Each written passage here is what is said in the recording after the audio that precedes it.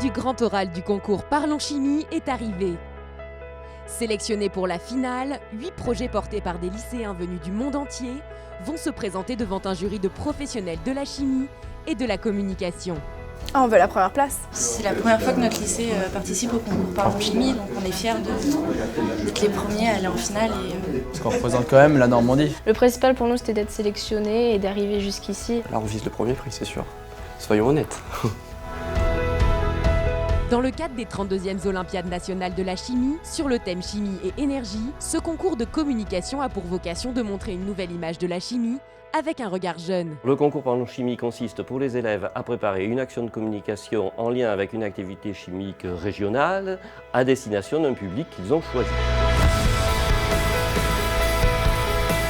Donc on est un peu stressé, c'est normal de passer devant un jury de 6 personnes comme ça. C'est exaltant de présenter quelque chose qui nous tient à cœur. Tout confiant. Non, stressé. Pour moi, ça va. Moi, je stresse. Mais devant le jury, ce sera pas la même.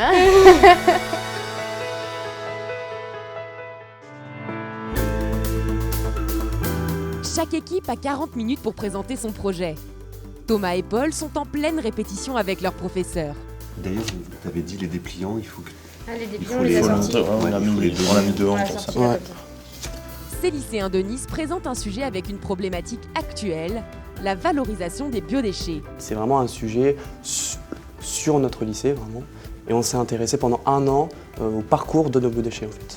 C'est donc confiants et motivés qu'ils vont maintenant se confronter au jury. Donc, notre objectif a été de construire une exposition qui permet de comprendre l'enjeu du traitement des biodéchets, que ce soit pour l'aspect technique, chimique ou encore énergétique. Le jury était super sympa, ça s'est bien passé. Une bonne ambiance, c'était vraiment cool. Si pour Thomas et Paul tout s'est bien déroulé, quelques légers incidents sont venus perturber d'autres groupes. Logiquement, on leur montre un extrait de l'émission de radio qu'on est allé faire à RCF Quelle veut de dimanche.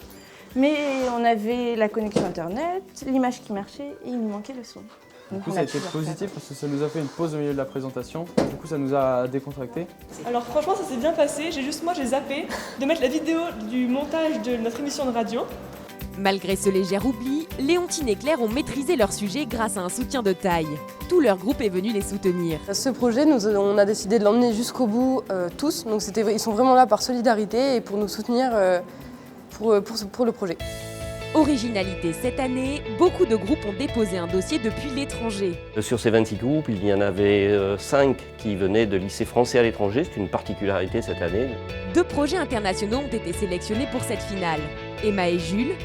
Nous, on vient de Ho Chi Minh Ville au Vietnam, donc on est arrivé hier en avion, après 24 heures de voyage. Cependant, en plus de ses propriétés gustatives, elle a des vertus médicinales diverses, comme aider à la digestion. Et Yona. On est parti de Dakar. Je suis partie de chez moi à 4h du matin, de l'aéroport, on a pris l'avion. Dans la commune de Ngaparou, on a concentré nos actions, mais comme vous allez le voir, ça peut vraiment être généralisé à l'ensemble du pays. Pour cette finale, il y a une équipe particulièrement motivée. Adèle et Pierre-Yves sont frères et sœurs et croient beaucoup en leur projet. En fait, on a toujours été ensemble, on a toujours choisi de l'être parce qu'on s'entend super bien. C'est comme si on était un peu jumeaux.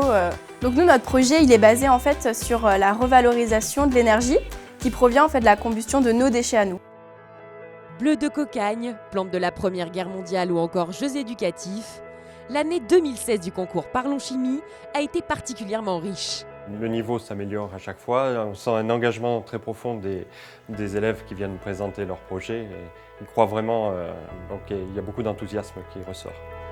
Après de longues délibérations du jury, le palmarès est enfin établi. Mais quel que soit le résultat, les lycéens ont vécu une expérience unique. La chimie, c'est magique aussi, on peut dire, tout simplement parce qu'on arrive à réaliser, par des procédés, énormément de choses. On en a besoin tout le temps en fait. Oui, voilà, on s'en rend pas compte.